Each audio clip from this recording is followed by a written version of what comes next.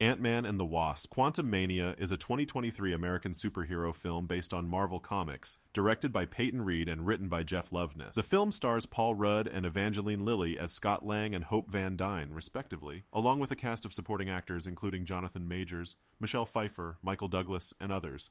In the film, Lang and Van Dyne, along with their family, are transported to the quantum realm and face Kang the Conqueror. It is the 31st film in the Marvel Cinematic Universe and a sequel to Ant-Man 2015 and Ant-Man and the Wasp 2018. The film is directed by Peyton Reed, written by Jeff Loveness, and stars Paul Rudd, Evangeline Lilly, Jonathan Majors, Michelle Pfeiffer, and Michael Douglas, among others. The film follows Scott Lang and Hope Van Dyne as they go on a new adventure exploring the quantum realm with their family and facing off against Kang the Conqueror. The film was confirmed in November 2019, with Reed and Rudd returning, and Loveness hired to write the script in April 2020. Filming began in February 2021 and was completed in November of that year.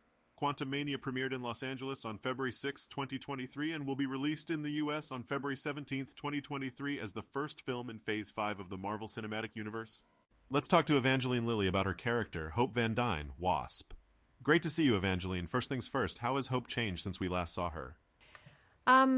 Well, Hope has changed tremendously since the first film. Like, I feel sometimes like I get whiplash trying to keep up with how quickly her life changes and evolves. When we first met her in the first Ant-Man film, she was a corporate woman who was completely dedicated to her work, had no intimate relationships to be spoken of in her life, was estranged from her father, was had believed her mother was dead, and was in no romantic relationship. Cut to like 4 or 5 hours of cinema later, 2 films later, at the beginning of Quantumania, she has repaired her relationship with her father. She has recovered her mother from the quantum realm. She has fallen in love with Scott Lang, and now she's stepmomming little Cassie Lang, who's a young woman. And her life is just totally transformed. Her life is full of love. It's full of intimacy and connection and vulnerability, and all of that peace and contentment that comes from that is just pouring out into her work, which she has now dedicated her company, PIM Technologies, to solving the largest problems of the world, like global warming or the housing crisis. So she is a renewed woman. She is a very different person than when I first started playing her. Fascinating. How are you like Hope? Are there a lot of similarities between the two of you? Well, I'm not easily impressed in real life, and neither is Hope. I am a little bit cynical, and so is Hope. But I'm very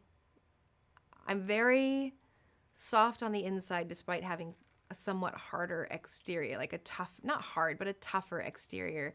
And I think that what was fun and surprising to play with Hope was to reveal to the audience that inside there's this really tender, loving, caring woman. So, I think we share those qualities. I love it. Can you give us any more information on what Hope is doing with the PIM particles to make the world a better place?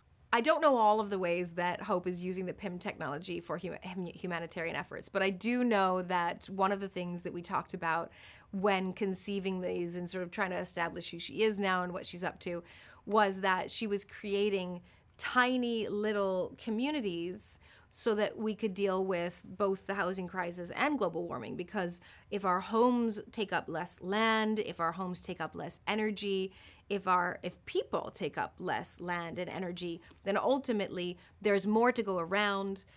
One blackberry could feed an entire community for breakfast, and so that's one of the ways that I know that Hope has been using PIM Tech to try to make the world a better place. Aha, that's great. So what about Hope's relationship with her mother, Janet?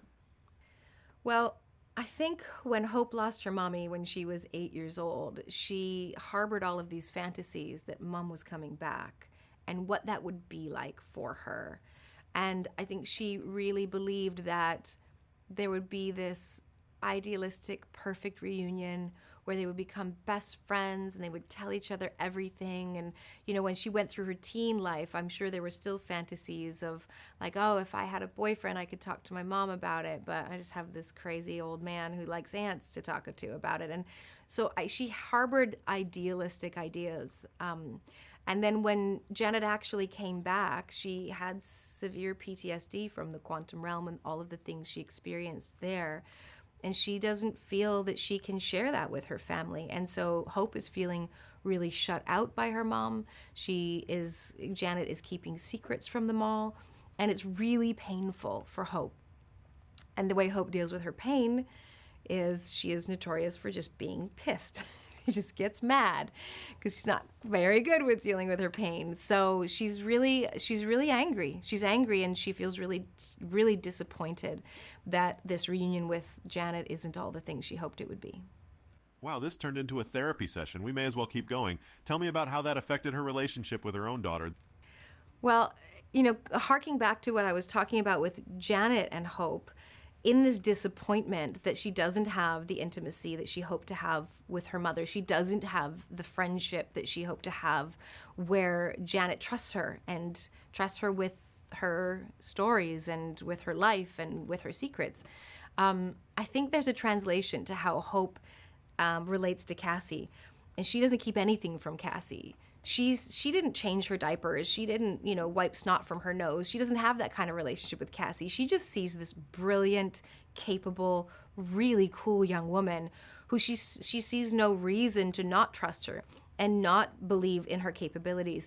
And so she really treats her as an equal and treats her very much as an adult. And I think she's somewhat baffled by the fact that Scott doesn't, and that Scott can't seem to see Cassie as the incredible young woman or the capable young woman that she has become.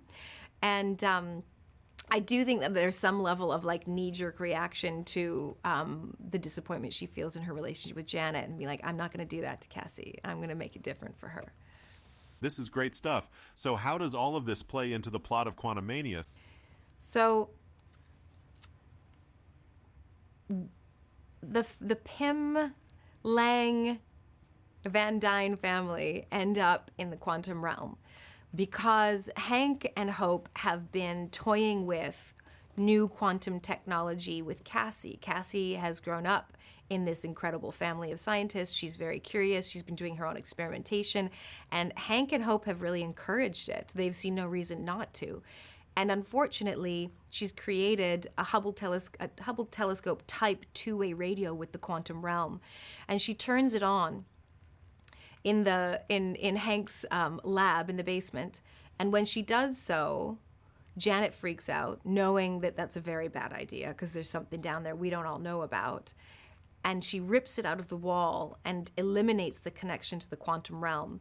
But nonetheless, some other energy force comes back through this two-way radio and enters the room and starts sucking the entire room, including the family, down into the quantum realm with it. How would you describe the quantum realm to someone like me who's never been? I think the signature of an Ant-Man film is, first of all, family first. It's all about family dynamics and family stories. It's also about humor and lightness and sweetness. And in a big, sweeping, epic Marvel tale like the one that we're telling, with very, very high stakes and a very formidable bad guy, a very formidable villain, somehow Peyton still managed to hang on to the film being essentially about family, being essentially sweet and always funny. So this is a family movie then in more than one way. How do you think the family dynamics play into the bigger picture? I would describe the quantum realm as the opening of new possibilities. So we have the multiverse already.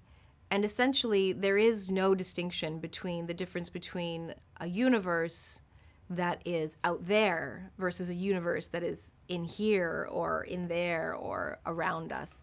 So there's just this infinitude of possibility that if you go into the quantum realm, any which direction, and direction doesn't exist really in that space, but in our concepts, in any which direction, in any which way, you can encounter something never before conceived of.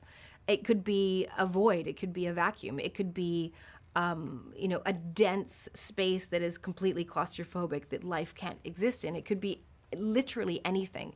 So once you open up one space, which is in the quantum realm, you've opened up every possibility for the Marvel Cinematic Universe to go wherever they want, whenever they want, however they want. Sounds like I should take my next vacation there. Great to hear from you, Evangeline, and I hope you enjoy the rest of your day.